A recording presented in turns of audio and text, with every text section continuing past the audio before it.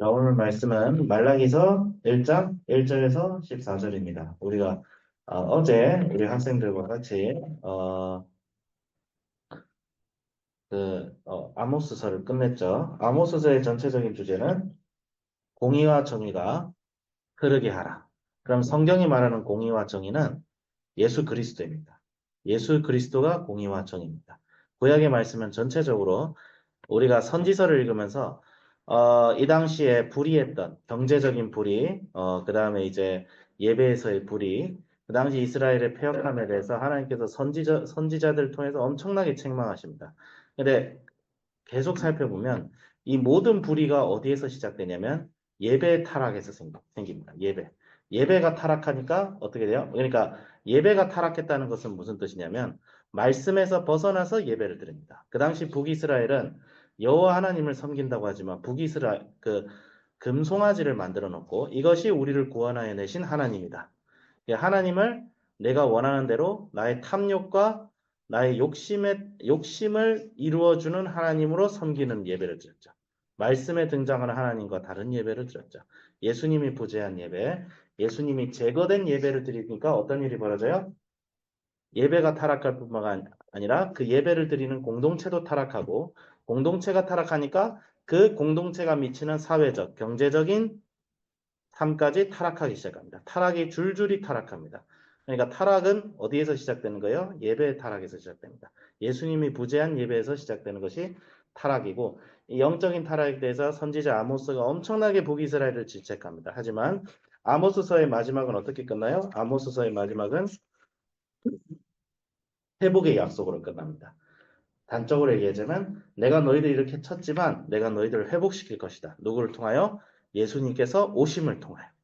그래서 구약의 백성들은 항상 메시아의 오심을 바라고 있었어요. 말라기서도 그와 같은 연장선상이 있습니다.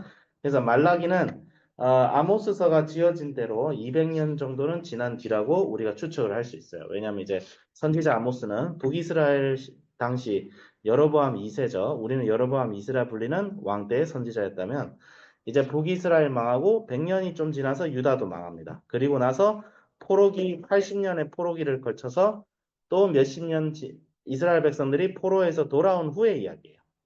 굉장히 먼 아모스로부터 시간이 제가 봤을 때 한 200년, 300년 정도 떨어졌을 때 이때 선지자 말라기가 포로에서 귀환해서 예루살렘에서 성전을 다시 짓고 성벽을 다시 짓고 다시 생활을 하는데 이 당시에 이스라엘은 독립국가가 아니라 페르시아 제국의 속주였어요. 페르시아 제국 속주 안에서 자치를 부여받아서 하나님을 예배드리는 그런 공동체였어요. 그런 상황 속에서 말라기가 한 말입니다. 그래서 여호와께서 말라기를 통하여 이스라엘에게 하신 말씀이 경고라. 그러니까 말라기는 이스라엘 백성들이 하신 경고이지만 그 경고 속에 회복의 약속이 있습니다. 그래서 내가 너희를 사랑하였다. 여호와께서. 근데 이스라엘 백성들은 하나님의 사랑을 의심합니다. 왜 의심할까요? 아직 독립이 안 됐거든.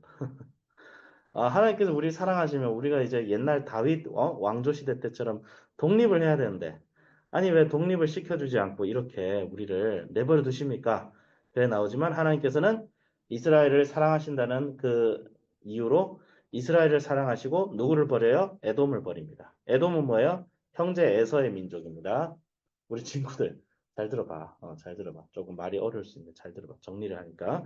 그래서 에돔을 통해서 하나님께서 뭘 얘기하세요? 나는 나를 믿고 따르고, 그러니까 오늘날 뭐예요? 교회예요, 교회.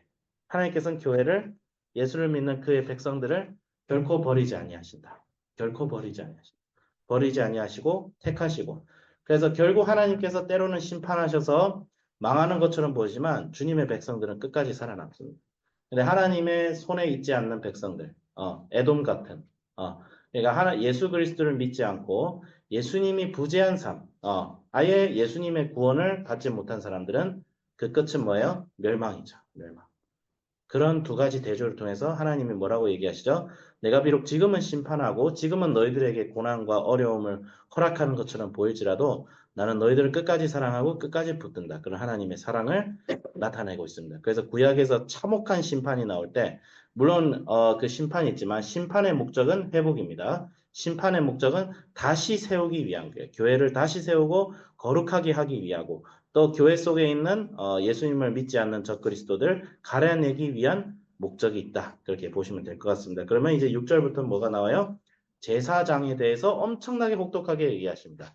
하나님께 드리지 못할 제물을 드려요. 레위기와 신명기에 따르면 하나님께 드려져야 될 제물들은 굉장히 흠이 없어야 됩니다. 다리를 전다든지 병이 들었다든지 그건 절대 바칠 수가 없어요. 예. 근데 흠이 있는 제물을 바친단 말이에요. 예.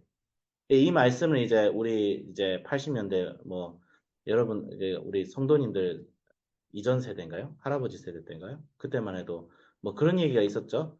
이제 헌금을 할 때 지폐를 다리미로 빡빡빡 다려가지고 빳빳하게 만들어서 바쳐야 된다. 이 말씀을 가지고 이렇게 해석을 하더라고요. 그래서 좋은 자세예요. 좋은 자세인데 이거는 성경적으로 어떻게 해석하자면 제사는 뭐예요? 오늘날의 제사는 이미 제사는 예수님께서 다 이루셨어요. 십자가 예수님의 제사보다 더 흠이 없는 제사는 없습니다.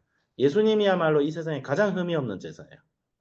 그러니까 우리는 이제 예수님, 하나님께 어떻게 나아가요? 예수님의 십자가의 대속에 힘입어 나아가는 거예요. 그래서 더 이상 동물의 제사를 짓지 않습니다. 오늘날 우리에게 이건 어떤 말씀일까? 흠이 없는 제사를 주님 앞에 드려라. 첫 번째는 예수님의 이름으로 예배가 드려져야 된다. 예수님의 이름으로 드려지지 않는 예배, 예수님의 이름으로 드려지지 않는 말씀, 예수님의 이름으로 드려지지 않는 신앙, 의미가 없습니다. 오늘날 기독교에서 예수님이 부재한 상황에서 사회 참여, 정치 참여를 주장하시는 분들이 계세요. 의기는 좋아요. 의기는. 교회가 이 사회에서, 이 세상에서 선한 영향력을 발휘한다는 것은 너무나 중요합니다. 너무나 중요한데 예수님이 부재하면 그건 다른 단체에서도 할 수 있는 거예요. NGO라든지 뭐 시민단체라든지 그거는 사회에 선한 영향력을 발휘하는 건 다른 것도 할 수 있어요. 하지만 교회만이 할 수 있는 건 뭐예요? 예수님이 있어야 진정한 구원이 있고 예수님이 있어야 진정한 변화가 있어요. 예수님이 부재한 예배는 의미가 없다. 그게 첫 번째 의미고 두 번째는 뭐예요? 우리의 삶에서 드리는 예배. 삶에. 예배는 그러니까 말씀대로 드려지는 예배가 되지 않으면 흠이 있죠. 우리의 삶에서 예배의 삶이 있는가? 말씀의 삶이 있는가? 예수님을 날마다 묵상하며 예수님을 닮아가는 삶의 자세가 있는가?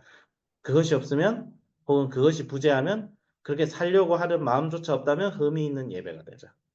그럼 하나님께서 제사장들을 꾸짖습니다. 그런 예배는 난 받고 싶지 않다. 그런 예배는 아모스서에는 어떻게 나왔어요? 제사는 아주 잘 지내지만 뭐예요? 제사 지내고 나서 딱 월요일 됐어. 그러면 직장에 가가지고 사업터에 가가지고 나쁜 짓 하죠. 가난한 자의 토지를 빼앗고 직장으로 치면 만만한 직원들 괴롭히면서 자기는 승진하려고 동료 탈락시키죠. 모함하죠. 그렇게 해서 위로 올라가려고 하죠. 예, 그런 일들. 예, 하나님께서 가증히 여기시고 그 예배를 절대 받지 않으시고 오히려 그런 예배를 드리는 교회를 심판하셔서 돌 위에 돌 하나 남겨두지 않는. 그래서 2000년 교회사에서 하나님께서 교회를 엄청나게 심판하신 경우가 굉장히 많았어요. 물론 그 뒤에 하나님께서 교회를 새롭게 하셔서 또 일으키시고 또 일으키시고 그래야 교회는 또 개혁되고 그렇게 나오죠. 그렇게 나오는데 그런 역사가 말라기에서도 이런 아모스적인 메시지가 연결이 되고 있습니다. 사실 연결이 되고 있고 제사를 거부하십니다. 그러지만 하나님께서는 이제 끝에 11절에 뭐라고 하시죠? 만군의 여호와가 이르노라 해 뜨는 곳에서부터 해 지는 곳까지 이방 민족 중에서 내 이름이 크게 될 것이라. 각처에서 내 이름을 위하여 분양하며 깨끗한 제물을 드리리니 이는 내 이름이 이방 민족 중에서 크게 될 것입니다. 이방 민족이 누구예요? 이스라엘 사람이 아닌 모든 민족은 이방 민족이에요. 이방 민족과 이스라엘 민족의 차이는 이스라엘은 하나님께서 택하셔서 그 성전을 두신 곳이에요. 성전은 뭐예요? 하나님께서 택하신 곳으로서 그 제사를 지내고 예배를 드리고 하나님께서 친히 그 예배를 받으시겠다고 정하신 곳이 성전이에요. 그러면 지금의 성전은 뭐예요? 우리 졸고 있는 친구들. 지금의 성전은 뭐야? 지금의 성전은 뭐야? 예루살렘에 있어? 성지순례 가야 돼? 어? 영호야, 성전이 뭐야, 지금은? 성전 없어졌잖아. 어? 성전이 뭔지 알아? 거룩할 성. 졸, 졸지 마세요. 알겠죠? 오늘날의 성전은 바로 예수 그리스도이고 그 예수 그리스도를 섬기는 우리의 마음입니다. 성전은 하나님이 거하시는 곳이 성전이에요. 그렇다면 오늘날 성전은 예수님을 그리스도를 영접하고 마음에 내주하시는 우리 마음에 성령께서 내주하시죠. 그럼 우리 마음이 성전이에요. 우리 마음, 성전. 이 우리 마음에 계신 이 성전이 온 세상으로 확대되는 것이 뭐예요?